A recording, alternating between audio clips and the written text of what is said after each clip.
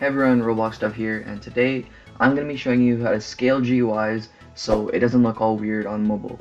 So to demonstrate, I'm going to quickly hit play here, and you'll see this GUI is completely fine. But when I start moving the Explorer in, it gets really crunched up. And on smaller devices, it's all going to overlap. So if I were to hit play on this game right here, which I do hope I did publish, but we'll find out. Alright, so it's all good, right? GUI, and if I make it smaller, as you can see, this didn't like scale, right? It's like this, and it's really bad, especially for mobile players. So if I hit this icon here, this is what it would look like on an iPhone X.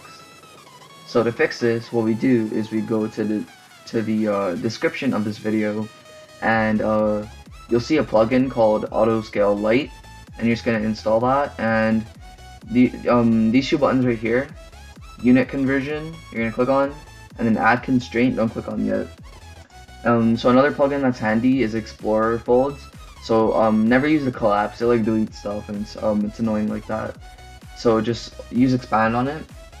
So if you had a really extensive GUI with a lot of stuff in it, I would just go to the original screen GUI, plugins, click expand, it would expand it fully. Then I can highlight literally everything, even start a GUI, and then over here, I wouldn't click offset ever, but I would click scale for position and scale for size, and it would scale only the GUI elements, not these, so it's smart like that.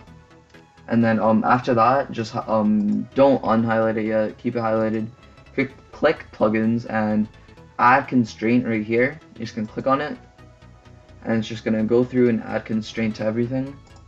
And now if we were to publish this game, so we go file and publish Roblox, go over here and hit play, and we just give it a second, and you'll see the GUI is now scaled. So as I move it around, as I switch aspect ratios, the GUI, it follows around and it's scaled. As you can see now, it's a lot better on the iPhone X. So if this video did help you, be sure to leave a thumbs up, and you know, maybe even drop a subscription. It's free, and I'm doing really epic content related to Studio. I'm working on a simulator series right now, and other than that, I'll see you guys in the next one.